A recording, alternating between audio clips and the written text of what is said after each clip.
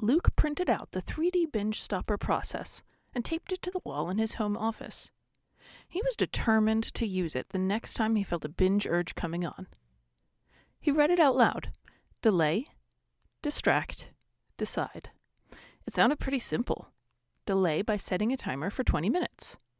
Distract by starting an activity to get his mind off of food, like a video game.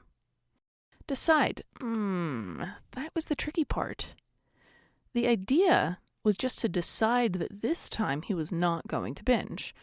And he could see why deciding was better than, say, arguing with himself or negotiating. Maybe just this one time. But Luke's fear was that he would decide and then just go back on his decision. His mind sprang to all the times he had promised himself something and fallen through. He told himself last fall he would do the physical therapy exercises for his ankle every single day, and he only lasted a week. He swore last January that no more donuts would cross his lips, but that didn't last either. At this point, he was annoyed at himself. He was fed up with his own inability to stick to things, and yet he didn't know how to turn it around. All he knew was the idea of making another promise to himself made him feel sick inside because he just didn't trust that he would see it through.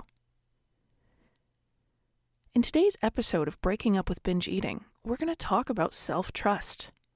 Many people who have struggled with binge eating, emotional eating, or lifelong battles with their excess weight can relate to Luke. They've committed to things before, only to go back on their word. Even if nobody else knows about all these instances, they know.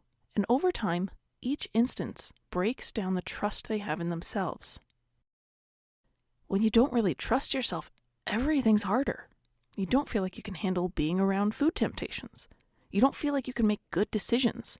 And you worry that when you do make a sound decision, like, no, I will not binge tonight, you might just go back and reverse it anyway an hour later. But this isn't the end of the story. And you're going to learn in this episode how you can rebuild your self-trust. You can bring back your confidence that you can handle tough situations and tempting foods. And you'll be able to make commitments with peace of mind, knowing that you can rely on yourself. This is the Breaking Up with Binge Eating podcast, where every listen moves you one step closer to complete food freedom. Hosted by me, Georgie Fear, and my co-coach, Mary Claire Brescia.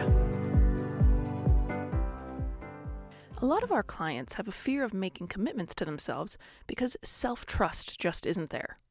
And self-trust isn't there because there's a mile-long list in their mind of broken promises.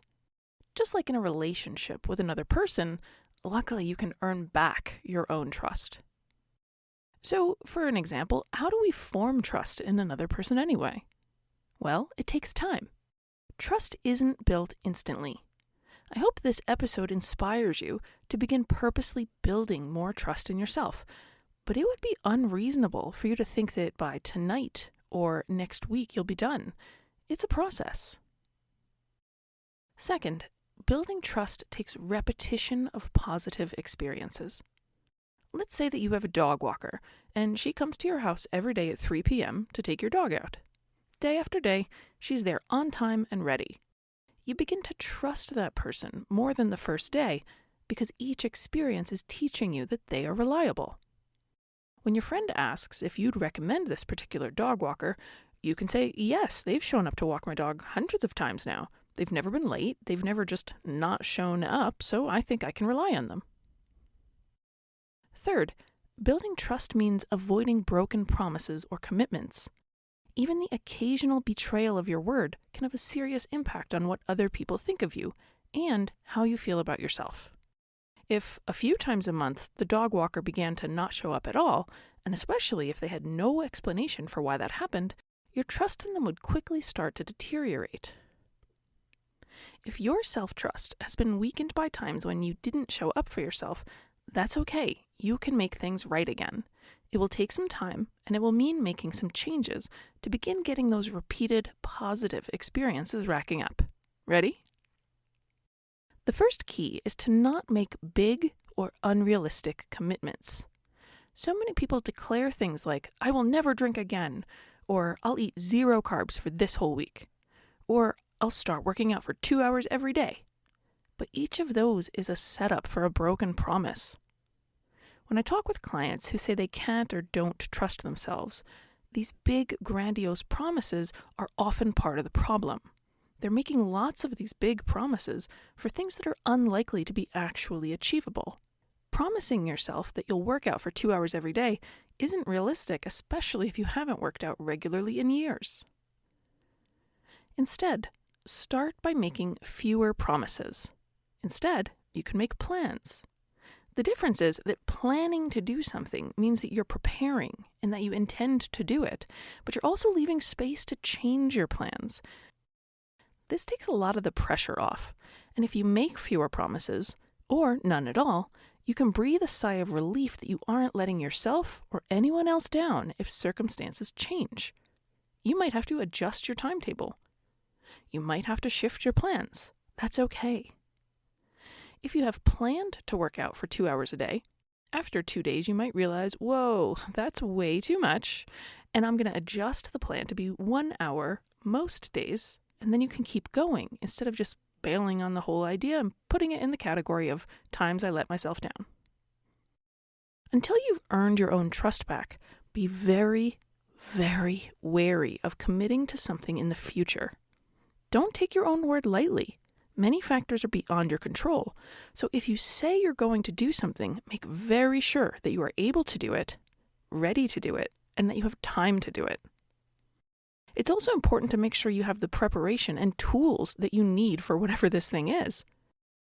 This approach of making very, very few actual commitments is part of stopping the negative experiences.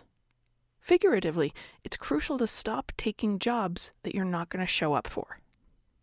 When you don't make many firm commitments, you can put more thought into which things really are important enough for you to commit to. Because you're listening to this podcast, I'm going to assume that your fitness, nutrition, or health are something that you want to make a commitment to. So here's how you can begin starting over with yourself and rebuilding your trust. Start with mini commitments.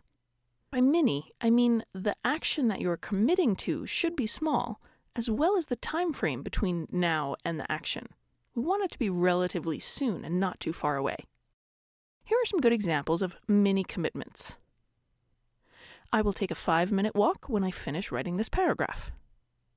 I will get a glass of water from the kitchen when I go upstairs in an hour. Small actions not more than an hour away in time. Give yourself a week of just making mini commitments. 1 a day would be a perfect place to start. Saying, I will never binge again, is not a mini commitment. And if you've struggled with binge eating disorder for years, it's not a realistic thing to expect of yourself. Start by promising that you will not binge in the next hour. Or make plans to help your future self reduce binges by buying healthy foods for your home, or penciling in time to listen to this podcast in your weekly calendar. Tell yourself you want to improve and you want to reduce your binge eating. And by all means, think about all the reasons you have for working on this goal, but don't stake your self-trust on such an absolute outcome. Mini commitments can be something you are going to do anyway, which I think is particularly awesome. You can make a mini commitment to brush your teeth before bed tonight. Even if you always brush your teeth before bed, now we're calling it something different, and the practice is not writing it off and successfully getting it done. You might recognize, wow, I actually make mini commitments all the time. The things I don't follow through on are things that are too lofty, too far in advance, or that I'm not fully prepared for. Now, I'm going to state the obvious part of building self-trust. You have to work hard to keep those commitments that you make. Just like you probably take showing up for a friend or appointment rather seriously, take those mini commitments seriously, because it's not about the small action, the brushing your teeth or getting the glass of water. It's about the meaning, showing yourself you can and do keep your word. If you aren't 100% sure that you can and will do something, don't commit to it. If you have committed to something, which shouldn't be that often if you're being more selective, expect to have to push through some minor obstacles or inconveniences at times. That's the price of self-trust. But that's also the value of self-trust. When you trust yourself, you know, even if things aren't 100% perfect or completely comfortable, you'll find a way to get things done because you committed to them. And that's a peaceful feeling. That's a feeling of having integrity, of knowing that your word is going to match up with your actions. One piece of candy, one skipped workout, etc., isn't a big deal, which we tell ourselves often as we break a promise.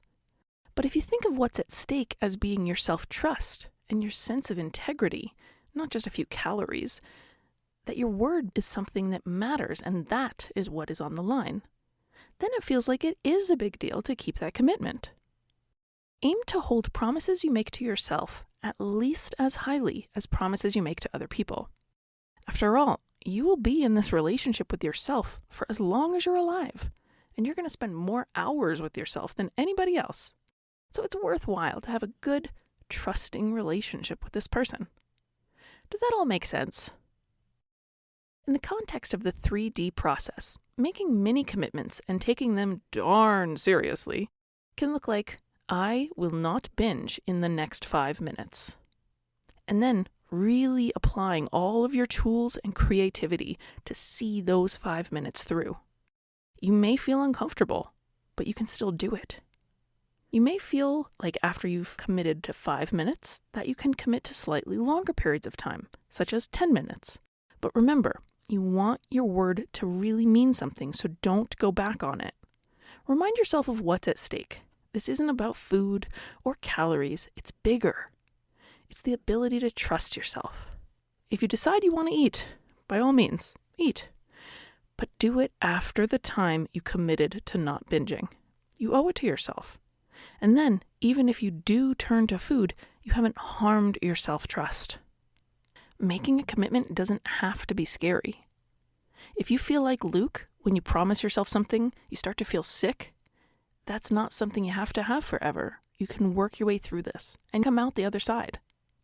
In time, you'll have a confident, calm feeling. You'll consider commitments thoroughly and realistically, and you'll know that when you give your word, or you give yourself your word, that is a solid promise. I'm Georgie Fear, and I'll see you in the next episode as we continue breaking up with binge eating.